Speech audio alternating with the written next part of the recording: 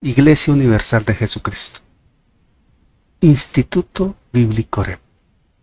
En cumplimiento y desarrollando la misión de Dios, en el nombre de Jesucristo, te invitamos a dejar obrar al Espíritu Santo en el precioso terreno de tu corazón mediante la siguiente enseñanza para alabanza y gloria de su nombre. Amén. Amén. Dios le bendiga a los hermanos, Dios bendiga pastor. Bueno, vamos a estar orando por gratitud a este grupo bueno, en el nombre de Jesús. Padre, en el nombre poderoso de Jesús, Señor, te damos honra, te damos gloria, te damos alabanza, Padre, que seas tú tomando el control, Señor, en esta hora, de cada uno de los hermanos que están en estas redes sociales, Padre Santo, y que seas tú tomando el control en cada uno de nosotros para poder escuchar tu santa y divina palabra, Señor. Señor, te pedimos cada día más, Señor, fortaleza, Señor, unidad y paz a cada uno de nosotros, Señor, y que cada uno de nosotros podamos entender, Señor, el llamado que le estás haciendo, Padre. En el nombre poderoso de tu Hijo amado, Señor. Amén y amén, Señor. Amén, gloria al Señor. Bueno, seguimos trabajando con superando lo mejor. Estamos estudiando Hebreos.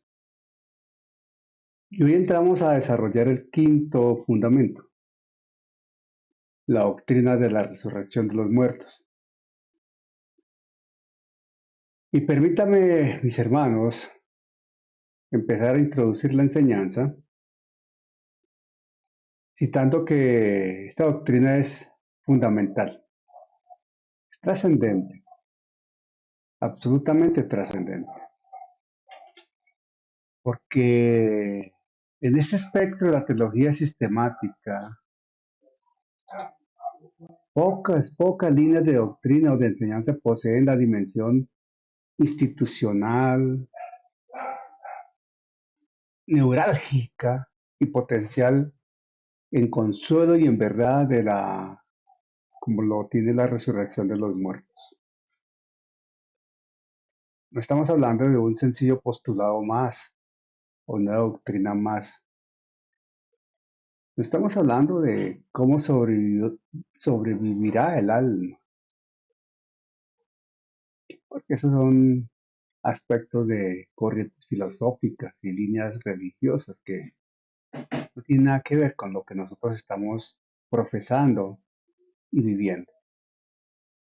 Estamos hablando de la afirmación radical, y lo repito, una afirmación radical, sustancialmente radical, de la victoria de Dios por medio de la obra de la cruz en Jesucristo Señor nuestro. Victoria sobre la muerte física y la muerte espiritual. Y victoria que se manifiesta en la regeneración gloriosa del hombre caído, el nacer de nuevo del hombre caído, la nueva condición del hombre caído, el ser constituido como hijo de Dios del hombre caído. Entonces estamos hablando de algo que es sumamente esencial. Y en este sentido,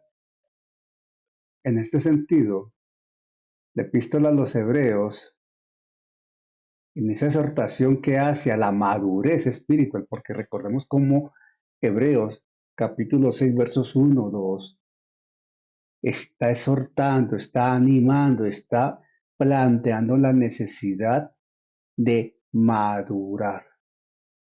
Y ahí está la resurrección de los muertos, como uno de los 6 pilares inamovibles sobre los cuales se edifica la fe, la vida cristiana.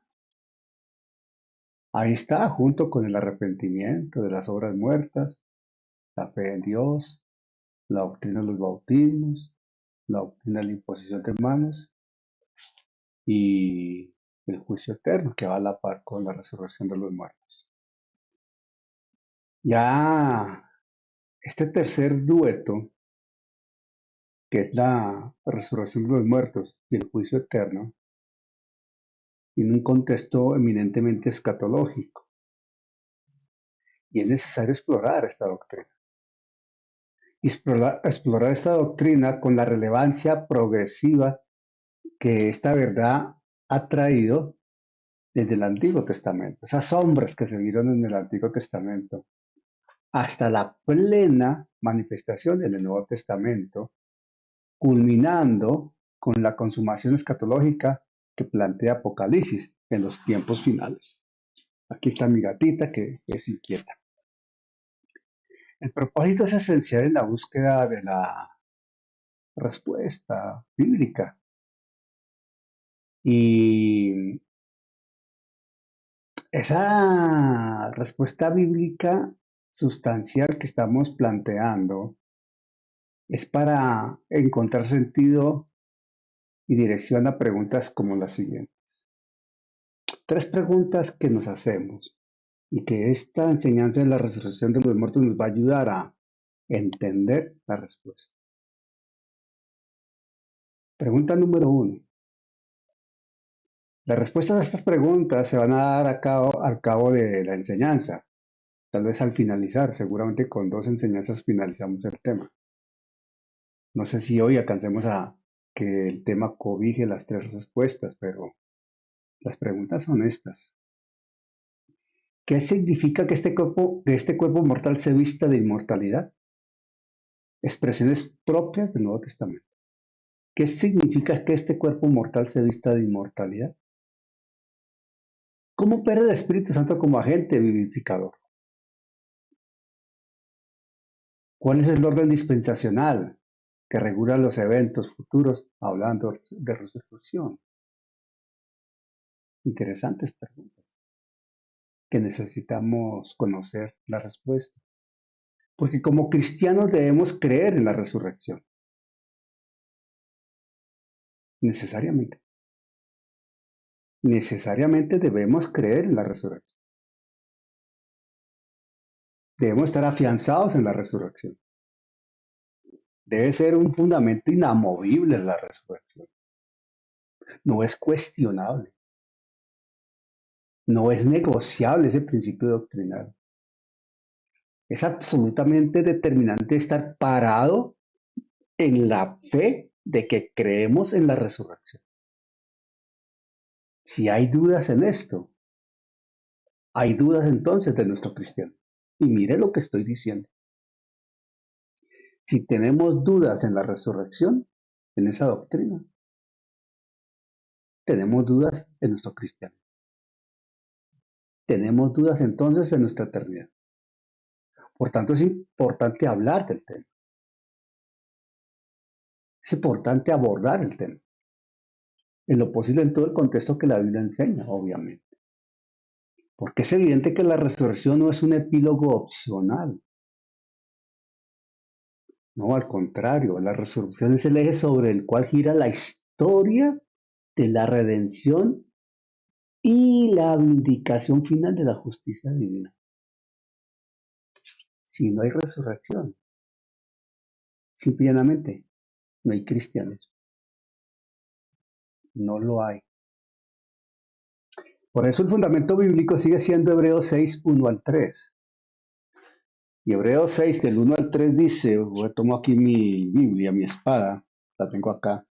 Hebreos 6, del 1 al 3 dice, estoy leyendo en Reina Valera el 60, dice así, leyendo en el nombre del Padre, del Hijo y del Espíritu Santo. Dice Hebreos 6, 1 al 3.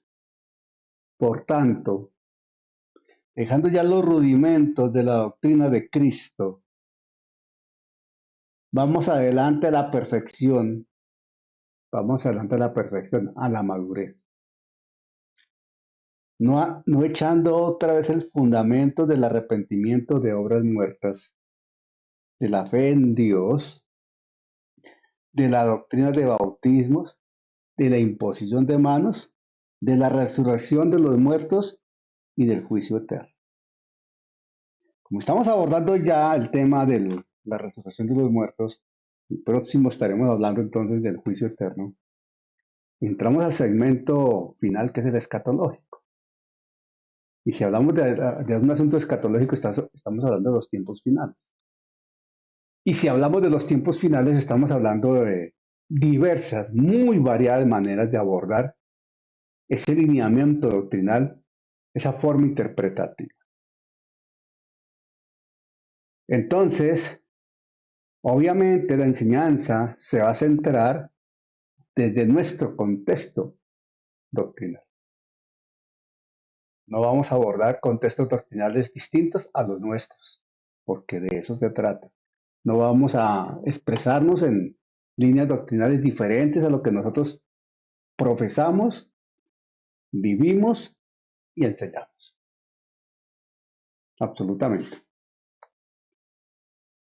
Y esto implica que la clasificación de la resurrección de los muertos como un rudimento o fundamento, de acuerdo a lo que dice Hebreos, no implica que sea una enseñanza simple o de la cual se puede uno olvidar o prescindir de la misma. No, todo lo contrario. Aquí se está estableciendo un carácter esencial e insustituible por la dimensión que tiene. Mire, F. Bruce, que es un exégeta espectacularmente profundo, muy bueno, F. Bruce, dice que estos rudimentos no son cosas infantiles, le llama así, para ser desechadas, sino las bases estructurales sin las cuales no puede haber edificación hacia la perfección, o sea, la madurez. Cosas infantiles, dice F. Bruce.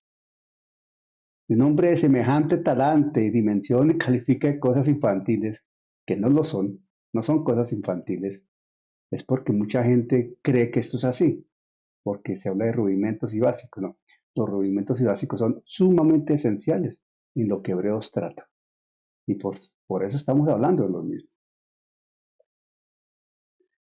Recordemos que el texto griego de Hebreos 6, 1, 2, insta a dejar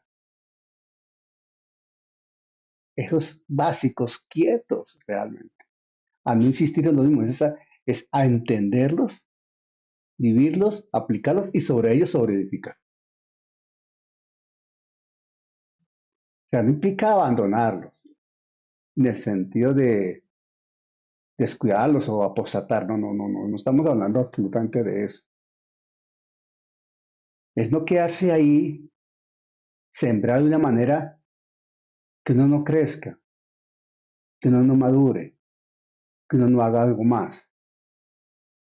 Se trata realmente de crecer. Y al crecer, madurar. Y al crecer y madurar, dar fruto. Y Dios no le pone a uno techo. Él quiere que crezcamos, que maduremos y que demos fruto. Él quiere que crezcamos, que maduremos y que demos fruto. Lo repito, el Señor quiere que crezcamos, que maduremos y que demos fruto. Él no nos pone un techo. El techo lo ponemos nosotros. El techo lo ponemos nosotros. De manera que lo que el Señor quiere es que nosotros avancemos, avancemos y avancemos, seamos útiles para su causa y descanso. La resurrección de los muertos aparece vinculada con el juicio eterno. Y esto es un par temático que aborda la escatología, lo dijimos, las últimas cosas. Bien, hay relación directa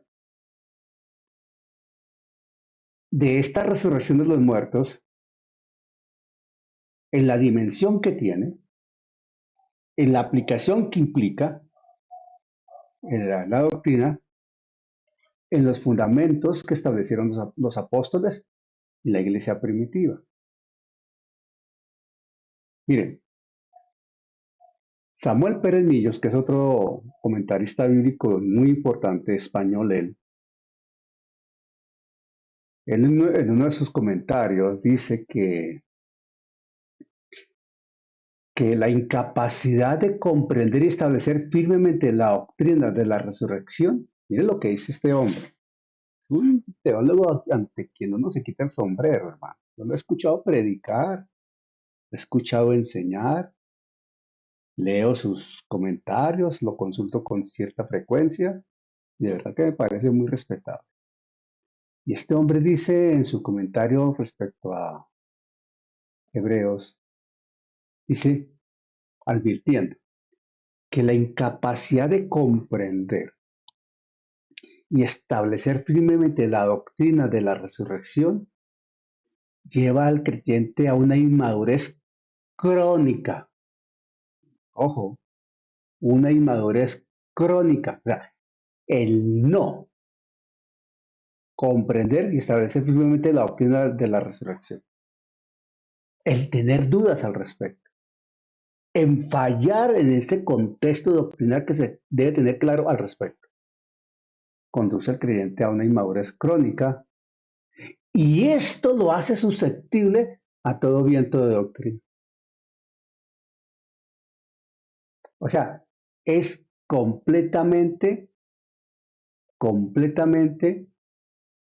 fácil, presa fácil de cualquier persona que viene y lo envuelve. Y por consecuencia directa es susceptible al temor total a la muerte. ¿Por qué esto es tan importante destacarlo? Porque cuando se tiene clara la doctrina de la resurrección y lo que implica para nosotros como creyentes, tenemos claro que Cristo venció la muerte y la destruyó. Eso dice Hebreos 2, 14, 15. Miren, Hebreos 2, 14, 15 dice algo muy importante. Le voy a pedir el favor a Pastora Edith. Pastora Edith, Hebreos 2, 14, 15. ¿Cómo dice Hebreos 2, 14, 15? Con las buenas noches. ¿Me escuchaste, Pastora Edith? Amén, amén, mi amado pastor. Buenas noches para todos. Y aquí estoy buscando, mi amado pastor, Dos, 14 y 15. Hebreos 2, el 14 y el 15 dice la palabra del Señor en esta noche. Así, dice, así que por cuanto los hijos participaron de carne y sangre, él también participó de lo mismo para destruir por medio de la muerte al que tenía el imperio de la muerte, esto es, al diablo, y librar a todos los que por el temor de la muerte estaban durante toda la vida sujetos a servidumbre. Amén. Amén. No vamos a hablar de esto porque ya en su momento lo tocamos, pero vea, muy claro. Y el resumen es este. Nosotros como creyentes no le tenemos miedo a la muerte, porque nos adherimos a lo que Pablo declaró. Para mí de morir es ganancia. Y el Señor nos llama y nos vamos felices con Él. Así de sencillo. O sea, no puede haber temor a la muerte. Si hay temor a la muerte, si el hecho de morir nos tiene y nos genera temor, quiere decir que no hemos entendido lo que implica la resurrección. Entonces la resurrección es, por tanto, el ancla de la esperanza que permite al cristiano navegar con seguridad en un mar de tribulaciones, de situaciones, de hechos, en este presente, en su vida, con la certeza de su futuro asegurado. Así de sencillo, con la certeza de su futuro asegurado. ¿Por qué, Pastor Daniel? Sencillo. Si suena la trompeta, nos vamos con el Señor. Y eso es felicidad para toda la iglesia. ¿Amén o no amén? Y si me dicen amén, levanten allá un aplauso, una manita, alguna cosa. ¿Sí o no? Y suena la trompeta, nos vamos con el Señor. Eso es una certeza que tenemos en nuestro corazón.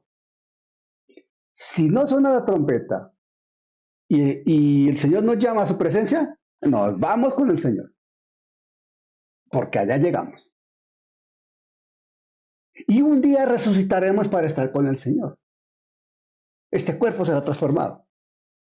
Entonces quiere decir que nuestro cuerpo será transformado, será transformado. Sea que suene la trompeta o sea que partamos y después resucitemos, pero que nos vamos con el Señor, nos vamos con el Señor. Y allá estaremos con Él. Eso nos da una certeza total que implica no temerle a la muerte.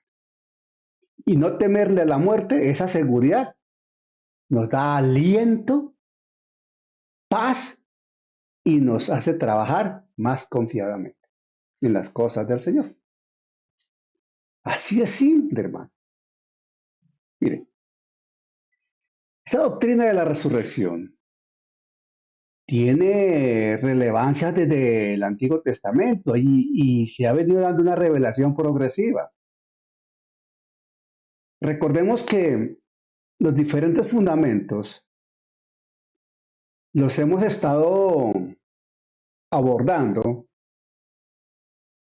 yéndonos al Antiguo Testamento y trayendo desde el Antiguo Testamento esas sombras, esas proyecciones, esos fundamentos del Antiguo Testamento que se plantean y se usan en lo que Hebreos está diciendo, que es esencial entenderlo. ¿Por qué? Porque toda la escritura es inspirada por Dios.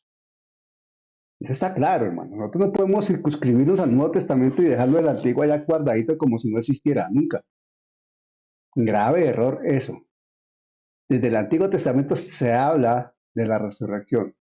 Y alguien dirá, hermano, pero yo no he leído ningún pasaje del Antiguo Testamento que hable de la resurrección. ¿Cuándo? ¿Cómo? ¿Dónde? Bueno, vamos a ver. Entonces hay una revelación progresiva en el Antiguo Testamento. Esto implica que hay que entender una cosa. Hay corrientes doctrinales muy liberales. Hay escuelas como la alta crítica. Hay contextos teológicos muy modernizados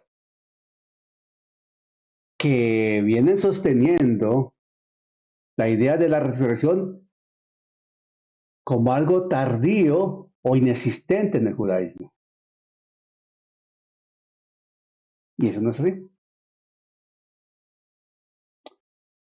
Sucede que para uno trabajar en la línea doctrinal que acepta que desde el Antiguo Testamento se manifiesta la resurrección y que por lo tanto es un hecho que la Biblia destaca y se va a dar en unos tiempos determinados, necesitamos tener un pensamiento doctrinal conservador realmente, un pensamiento doctrinal liberal, modernista, no plantea estas tesis y se aleja de las mismas. Aquí somos conservadores.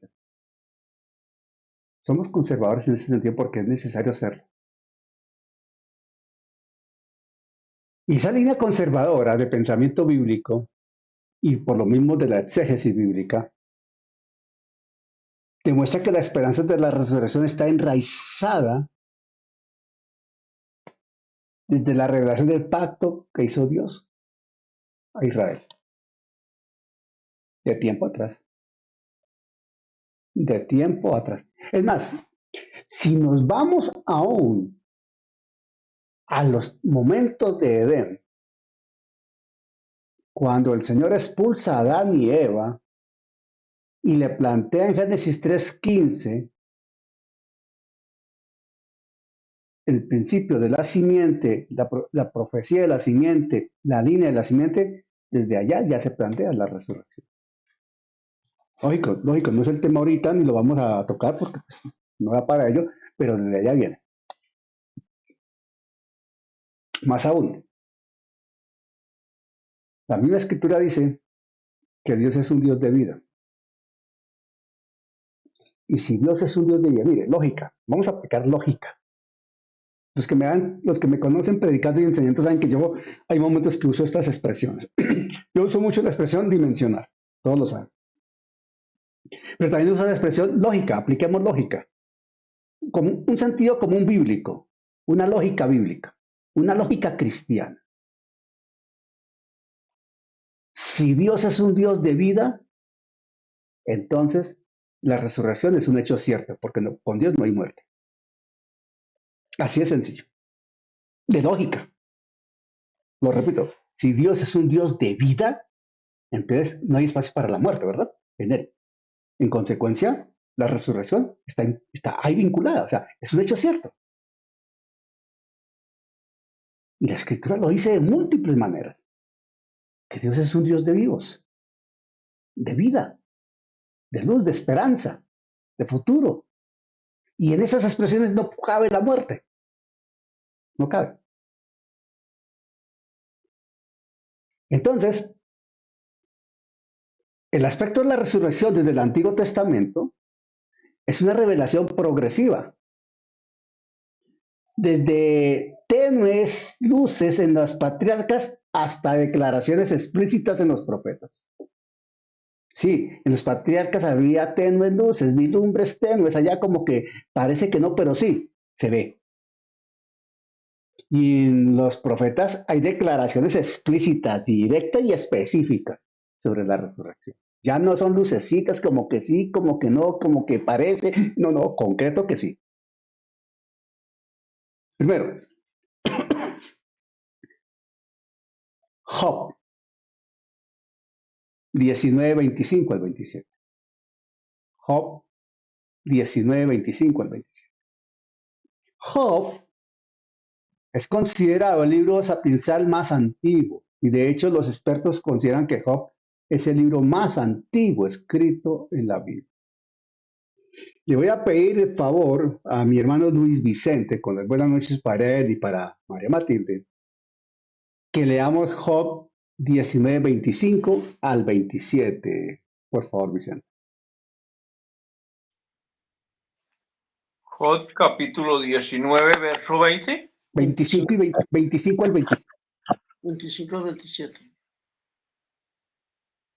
Ya, hermanos, Dios les bendiga a todos mis amados hermanos. Amén. Job 19:25. Yo sé que mi Redentor vive y al fin se levantará sobre el polvo.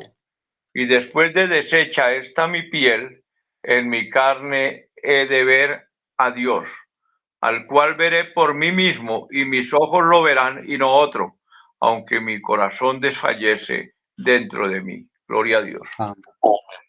Ojo, la primera parte de la afirmación es de total y absoluta esperanza. Yo sé que mi Redentor vive. Esa afirmación es contundente. Yo sé que mi Redentor vive. Como yo sé que mi Redentor vive, entonces la muerte no tiene espacio en él. Y la manera como sigue presentando la palabra, el desarrollo de estos tres versículos, dice, y al fin se levantará sobre el polvo, y después de deshecha está mi piel. O sea, después de que esto se acabe, después de que mi cuerpo sea descompuesto ya en la tumba, después de haber muerto, dice, en mi carne de ver a Dios. Eso ya tiene un propósito y una proyección escatológica. Dice, yo voy a ver a Dios. O sea, va a pasar algo, pero dice en mi carne. O sea, Él está en sus términos, está diciendo, voy a resucitar y voy a ver a Dios. Porque lo reafirma, al cual veré por mí mismo y mis ojos lo verán y no otro.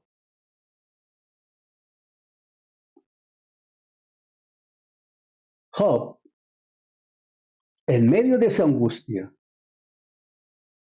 en medio de su situación de descomposición física, permítame hablarlo en esos términos fuertes, de pronto como muy peyorativos, pero era una situación extrema para él. Emite una declaración de fe, hermano, monumental. Piensen un poquito en eso. Dimensionen la expresión de Job. Consideren, por lo que sabemos, que todos lo sabemos, el estado de Job. Estamos hablando a la altura del verso del capítulo 19, de los 40 y pico capítulos, de los 42 capítulos que tiene Job. Ya ha avanzado bastante el relato y entonces quiere decir que está en una instancia bastante avanzada de su condición física. Un estado lamentable. Han pasado muchas cosas con Job. Los estudiosos estiman que la historia de Job, lo que Job relata, duró aproximadamente 12 meses. Otros hablan de 2 años, pero la mayoría se aproxima a hablar de 12 meses. independientemente del tiempo, pero bueno, pensemos de 12 meses. Esto lo hago para efectos de no dogmatizar de que son 12 meses o 24 meses, no, no. Esto lo hago con el propósito de enseñar y llevar a reflexión a una situación. Job estaba mal, en angustia, y veía su cuerpo descompuesto, descomponerse, veía su piel que se caía a pedazos. Y en esa condición dice, yo sé que mi Redentor vive, y después de deshecha está mi piel. Mire, y después de deshecha está mi piel, veía que su piel se caía, descompuesta, en otras palabras, podrida. Y él dice, de mi carne de ver a Dios.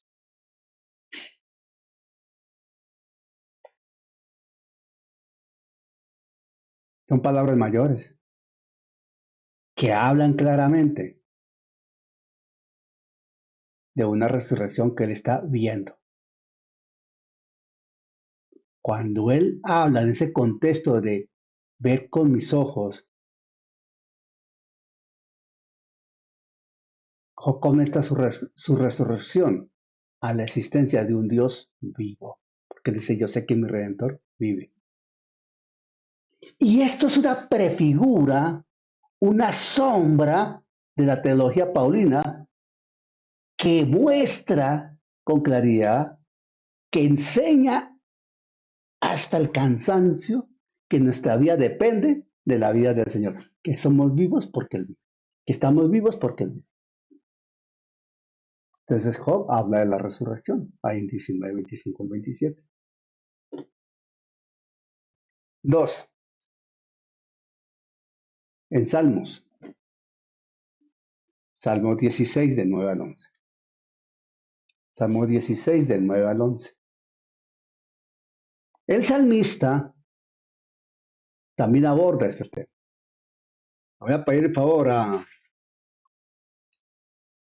mi hermana Marta Moscoso, con las buenas noches, a Martica ya en Mosquera, que leamos Salmo 16 del 9 al 11.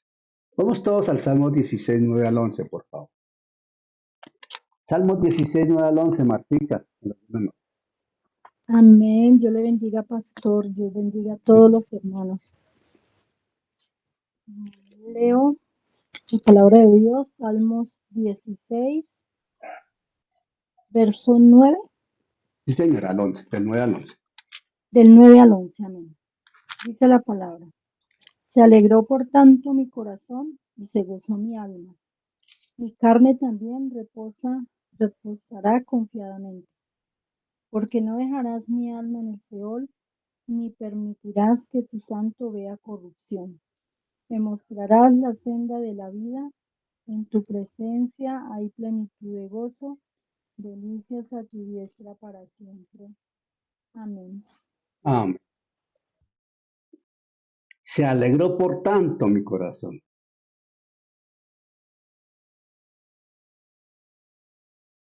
Se alegró por tanto mi corazón y se gozó mi alma. Mi carne también reposará confiadamente. Mire que ese es un versículo que habla de la triple condición del hombre. Al espíritu, alma y cuerpo. Se alegró por tanto mi corazón, espíritu, se gozó mi alma, mi carne también reposará confiadamente. Ahí está la condición tripartita del hombre. Dice, porque no dejarás mi alma en el Seol, allá en la sepultura, en la muerte, en el infierno, como lo quiera llamar. Vamos a entrar ahorita en definiciones teológicas. Y permitirás que tu santo vea corrupción. Cuando habla de corrupción, habla de la descomposición natural que tiene el cuerpo físico cuando está enterrado. Es claro, pero dice, me mostrarás la senda de la vida. Ahí ya está hablando de una instancia más allá de la muerte. En tu presencia hay plenitud de gozo. Solamente si hay vida y conciencia puede uno hablar de plenitud de gozo en la presencia del Señor, después de haber muerto en tierra biológicamente. Delicias a tu diestra para siempre, habla de una eternidad. así a grosso modo. Entonces el salmista, David, canta, no dejarás mi alma en el Seol ni permitirás que tu santo vea corrupción. Lo asegura. Esa declaración de David la toma Pedro en Hechos. Vamos a Hechos 2, 25 al 31. Dígame, por favor, a Hechos 2. Vamos ahora al Nuevo Testamento. Vamos a Hechos, hermano. Vamos a Hechos. Hechos 2. Hechos 2 del 25 al 31. Hechos 2 del 25 al 31. Juan Carlos, por favor. Juan Carlos García Rojas, por favor. Hay audio, hermano.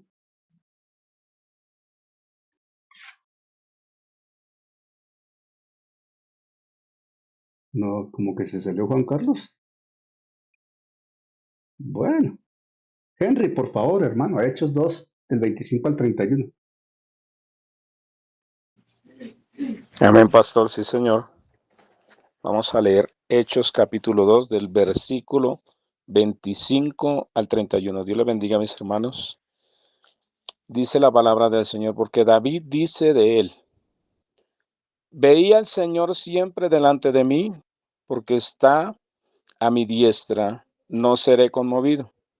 Por lo cual mi corazón se alegró y se gozó mi lengua, y aún mi carne descansará en esperanza, porque no dejarás mi alma en el Hades, ni permitirás que tu santo vea corrupción.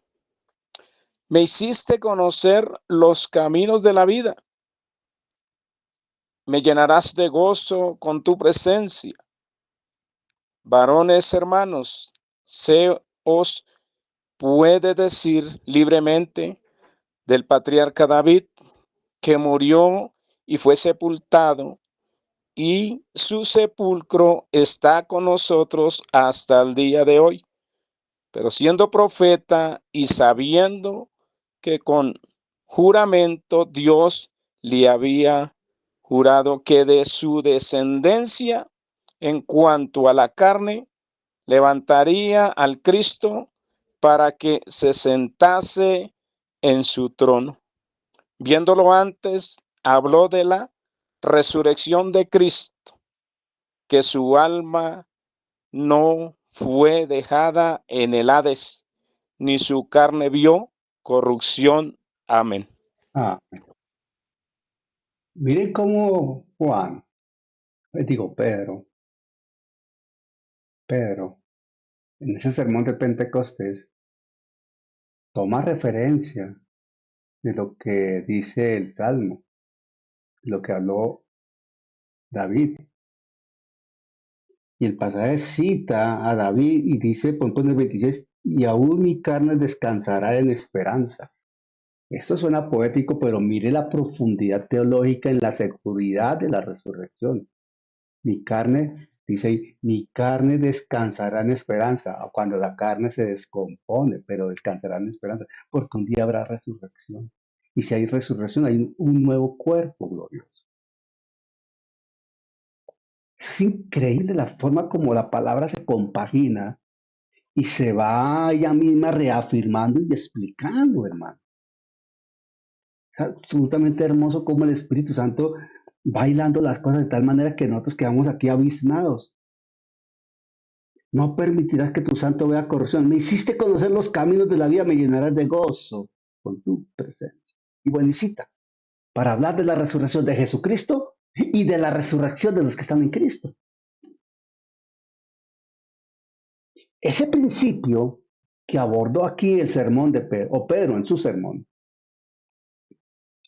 Pablo también lo toma en cuenta allá en Antioquía y está en Hechos 13, del 35 al 37. Avance a Hechos 13, por favor. Hechos 13, 35 al 37. Yo le voy a pedir el favor a mi hermana María Esther con las buenas noches, para que leamos Hechos 13, del 35 al 37.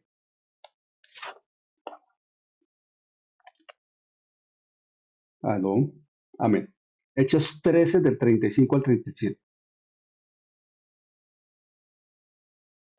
Abriste la cámara pero no el micrófono. Ahora sí. Sí. Ya. Leo Adelante. con la bendición del Padre, del Hijo y del Espíritu Santo. Amén. Hechos 13. Por eso dice también en otro salmo, no permitirás que tu santo vea corrupción, porque a la verdad David, habiendo servido a su propia generación según la voluntad de Dios, durmió y fue reunido con sus padres y vio corrupción. Mas aquel a quien Dios levantó no vio corrupción. ¿Sabed Amén. pues de esto? Ahí, ¿Hasta ahí. ahí? 37. Gracias. Bueno, Mas aquel a quien Dios levantó no vio corrupción. Hablando de Jesucristo. Hermano,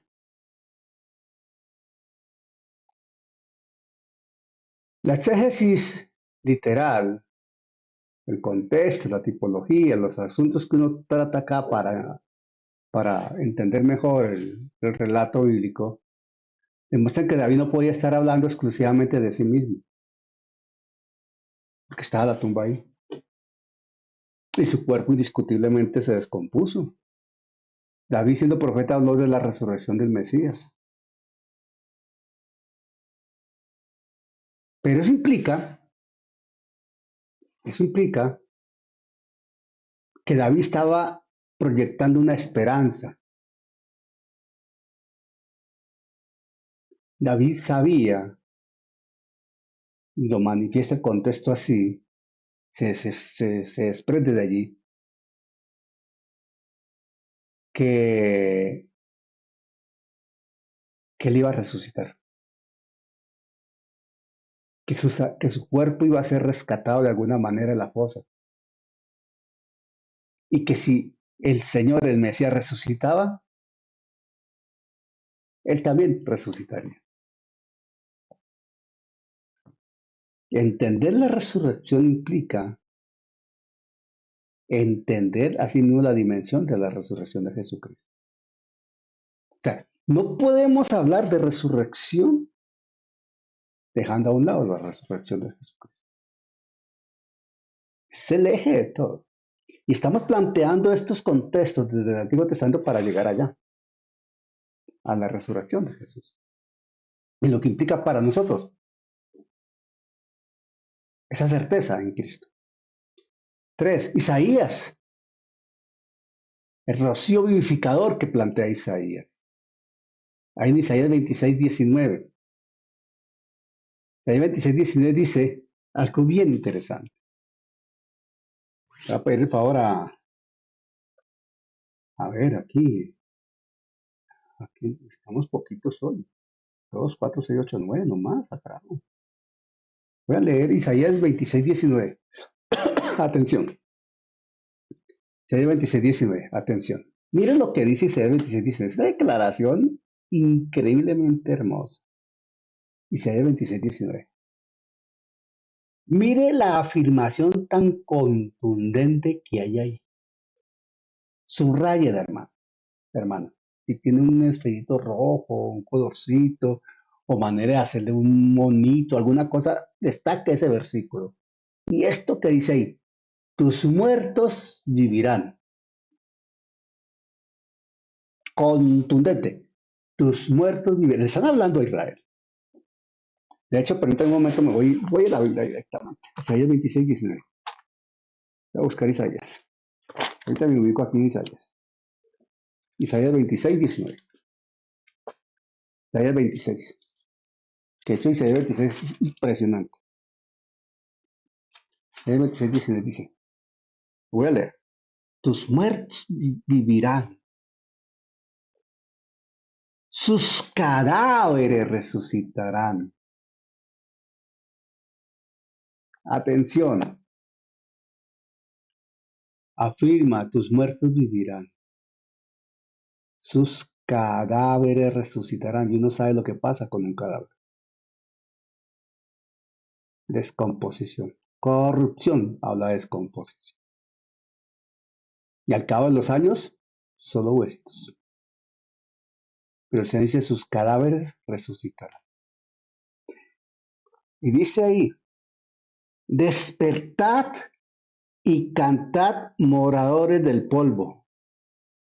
Despertad y cantad, moradores del polvo. O sea, los muertos que resucitan. Ellos son los moradores del polvo. Despertad y cantad, moradores del polvo. Esos son los moradores del polvo. Los muertos que resucitan. Los muertos que viven, los cadáveres que resucitan. Porque tu rocío es cual rocío de hortalizas y la tierra dará sus muertos. Es un rocío vivificador. Simboliza la acción del Espíritu Santo. Habla de Israel que va a resucitar. Aquí Isaías utiliza el lenguaje inequívoco, absolutamente directo, plenamente explícito, claro, de resurrección física.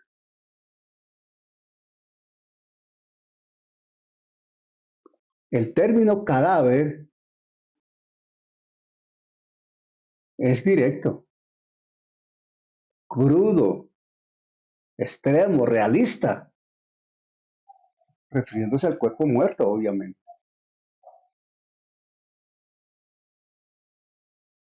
Ahora, atención. Aquí estamos hablando de Isaías 26:19. Vamos a Isaías 26:19.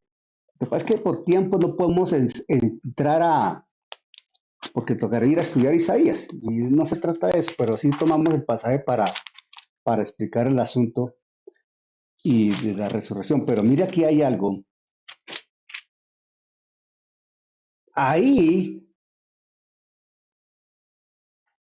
en Isaías 26:14, devuélvase un poquito en Isaías 26. En Isaías 26:14 dice, muertos son, no vivirán, han fallecido, no resucitarán, porque los castigaste y destruiste y deshiciste todo su recuerdo. Ahí está hablando de aquellos que rechazaron a Dios, que hicieron daño, en fin, etcétera, etcétera. De hecho, el capítulo 26 de Isaías tiene un antetítulo allí que dice, la adoración y el testimonio de una Israel restaurada y convertida. Esto es un pasaje, un capítulo escatológico con relación a Israel. Isaías 26. Y el 14 lo repito. Muertos son,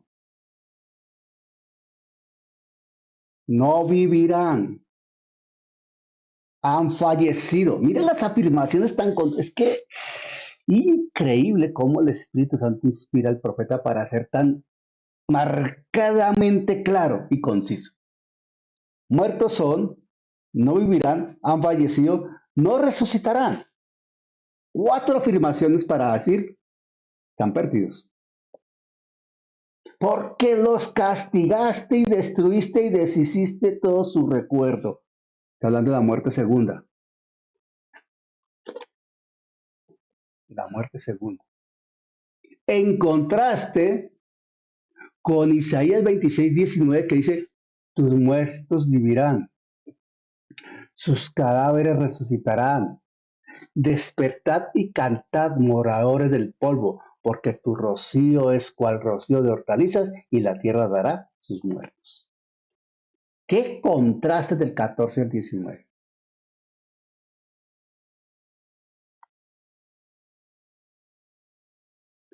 Entonces, está hablando de una promesa específica para el pueblo del pacto.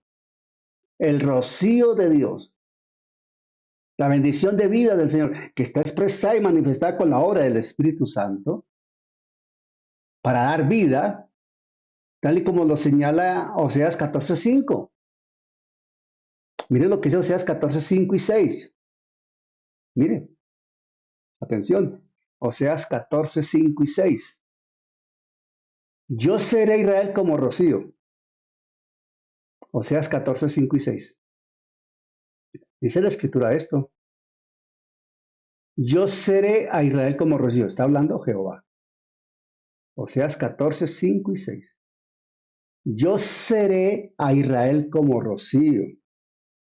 Él florecerá como lirio y extenderá sus raíces como el Líbano. Se extenderán sus ramas y será su gloria como la del olivo y perfumará como el Líbano. Vida.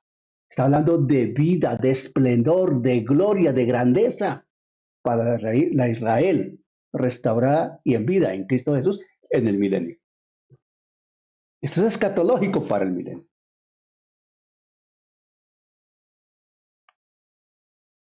Esto se cumple específicamente en la resurrección de los santos del Antiguo Testamento al final de la gran tribulación, preparándose para entrar en el gozo del reino milenial.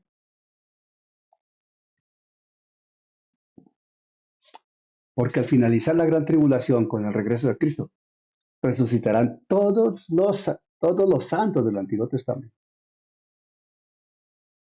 y entrarán con el remanente de Israel al reino milenial.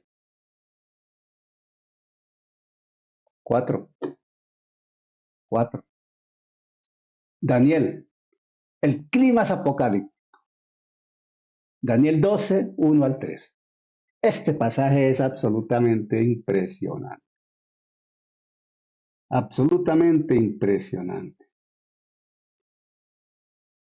Le voy a pedir el favor a Yubicet, con las buenas noches para ella y para Juan, para Vanessa y compañía. Yubicet, por favor, Daniel 12, 1 al 3. ¿Tienes audio, mujer?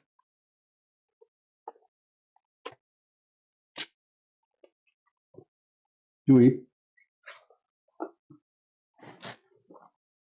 Como que no tiene audio, Yubicet. Bueno, entonces yo lo voy a leer aquí. Daniel 12, del 1 al 3. Dice la escritura así. Atención. Síganme, por favor, porque este pasaje es bien importante. Atención. Daniel 12, del 1 al 3. Dice la palabra así en Daniel 12, versos 1 al 3. Daniel 12. Ay, es que no Oseas, hermano. Uy, ¿qué pasó? Y fui para Oseas. Casi no me di cuenta que iba a leer Oseas, hermano. Es Daniel. Y carajo. No más que me di cuenta que estaba en Oseas. O si no hago el oso aquí leyendo lo que no era. Daniel 12, del 1 al 3. A mí también se me poncha a veces la Biblia, hermano. Aquí está. Daniel 12, del 1 al 3. Dice la escritura así. En aquel tiempo se levantará Miguel, el gran príncipe que está de parte de los hijos de tu pueblo. Y será tiempo de angustia, cual nunca fue desde que hubo gente hasta entonces. Pero en aquel tiempo será libertado tu pueblo, todos los que se hallen escritos en el libro. El verso 1 está hablando de Israel, tu pueblo. ¿El pueblo de quién? De Daniel. Y muchos de los que duermen en el polvo de la tierra serán despertados, unos para vida eterna y otros para vergüenza y confusión perpetua. Dice muchos, no dice todos. Los entendidos resplandecerán como el resplandor del firmamento, y los que enseñan la justicia a la multitud como las estrellas a perpetua eternidad. Aleluya. ¡Qué versículo! Este pasaje es considerado el clásico de la resurrección en el Antiguo Testamento. El máximo pasaje que habla de resurrección en el Antiguo Testamento. Y muchos de los que duermen en el polvo de la tierra serán despertados. Unos para vida eterna y otros para vergüenza y confusión perpetua. Impresionante. Muchos, no son todos, ya veremos por qué. Entonces, se levantarán. Pero está hablando de una condición de angustia el pasaje. El verso 1 dice, y será tiempo de angustia cual nunca fue desde que hubo gente hasta entonces. Está hablando de la gran tribulación. Daniel es el primero en explicar la doble naturaleza de la resurrección. La doble naturaleza de la resurrección. Para vida y para vergüenza. Una eternidad de vida que habla de estar con Dios, estar con Cristo, y para vergüenza es una eternidad de muerte, la muerte segunda en el lago de fuego.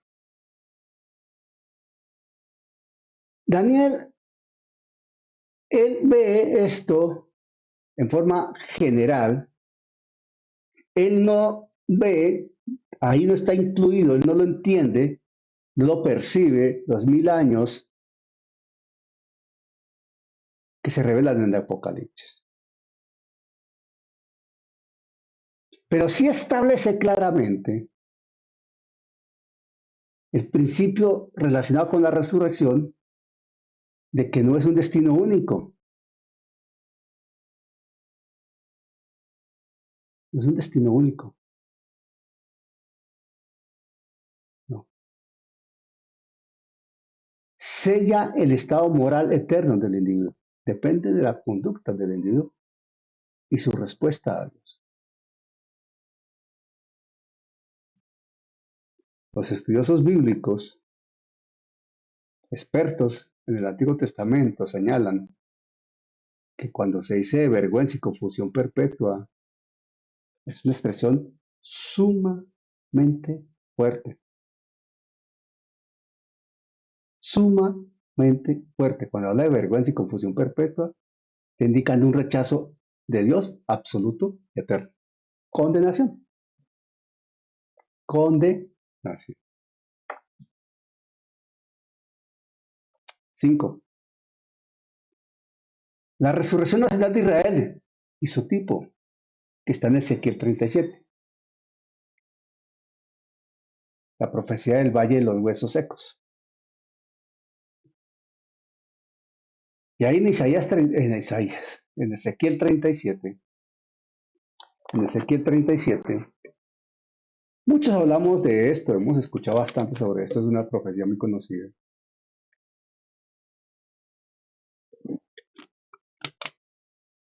Pero dirigida a Israel básicamente, aunque tiene unas aplicaciones alternas válidas. Ahí en 37 de Ezequiel, a la altura del verso 12 y 14, es como si se resumiera y dice lo siguiente. Ezequiel 37, 12 al 14 dice esto. Por tanto, profetiza y diles. Por tanto, profetiza y diles. Así ha dicho Jehová el Señor. He aquí, yo abro vuestros sepulcros, pueblo mío, habla de Israel, y os haré subir de vuestras sepulturas y os traeré a la tierra de Israel. Y sabréis que yo soy Jehová, cuando abra vuestros sepulcros y os saque de vuestras sepulturas, pueblo mío. Atención. Y pondré mi espíritu en vosotros y viviréis. Y os haré reposar sobre vuestra tierra y sabréis que yo, Jehová, hablé y lo hice, dice Jehová. Impresionante. Esa profecía de la visión del valle de los huesos secos, inicialmente, primariamente, originalmente, es dirigida hablando, profetizando la restauración nacional y política de Israel. Sin embargo, también se nos conecta en el contexto dispensacional y la doctrina pentecostal en una doble referencia en donde estamos nosotros. ¿Por qué? Porque si bien el cumplimiento directo es la reunión de Israel en los últimos tiempos,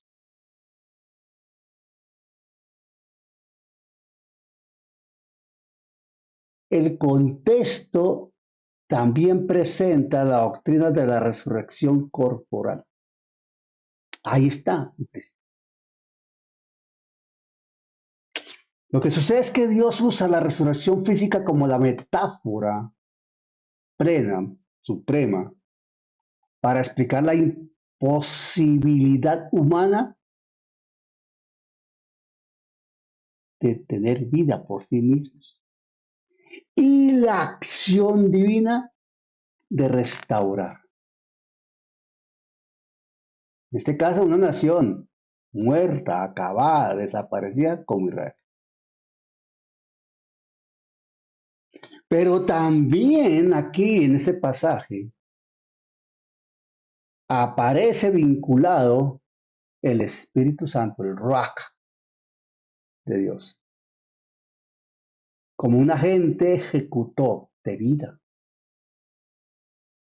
Y eso está directamente vinculado con la acción del Espíritu Santo en la resurrección.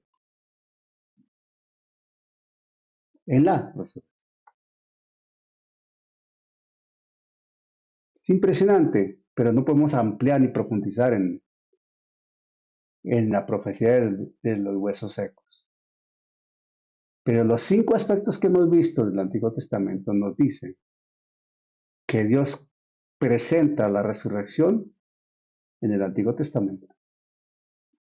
La profetiza y la proyecta hacia Cristo, hacia la iglesia, y es una promesa para todos los que caminamos históricamente y a través de los tiempos con los ojos puestos en el cielo.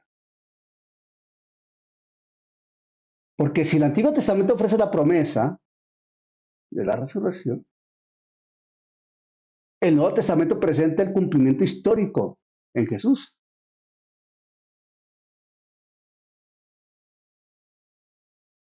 Total. Y esto no estamos hablando de mitología. Para nada. Estamos hablando de un evento histórico sobrenatural que es la piedra angular de nuestra fe. Mire, sin la resurrección de Jesús, el cristianismo habría terminado en la tumba de José de Arimatea. Tan sencillo como eso. Y aquí no estaríamos reunidos en esa noche. Para nada.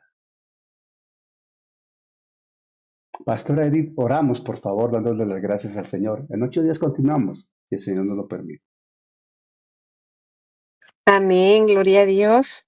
Amado Padre Celestial, Señor Dios mío, en esta noche te damos gracias, Señor, por esta palabra tan hermosa, Señor Dios mío, que tú hoy nos has entregado a través de mi amado Pastor Daniel. Gracias, Señor Dios mío, por esas promesas maravillosas, Señor, que tenemos para nuestra vida, Señor, cuando partamos de esta tierra, Señor, sabiendo que hay una resurrección junto contigo, Señor, que hay una vida eterna, Señor. Ayúdanos, Padre Celestial, a caminar, Señor Dios mío, en firmeza, Señor, en tu palabra, Señor, a cada día, Señor, ser mejores, Padre Santo. Gracias te damos en esta noche, Padre Celestial, por todos los que están conectados aquí, por mi amado pastor. Gracias, Señor, porque sé que primeramente tú le hablas a él, Señor, y así él imparte esa palabra hermosa para nosotros, la iglesia, Señor. Gracias, mi hermoso Dios. Entregamos esta noche, Señor Dios mío, en tus manos, Padre. Este descanso lo colocamos en tus manos, Señor, sabiendo que día y noche tú nos cuidas, Señor, nos sostienes, Señor, nos sustentas, Padre. Gracias te damos, precioso Dios, en el nombre de tu Hijo Jesús. Amén y amén. Dios te bendiga, mi amado pastor, y para todos, feliz noche. Amén. Hasta la próxima, Dios mediante. Gracias por dejarte moldear por la preciosa mano del Señor, por la obra del Espíritu Santo. Gracias por recibir la semilla viva en tu corazón. Te esperamos en una próxima ocasión. Que el Señor te bendiga en gran manera.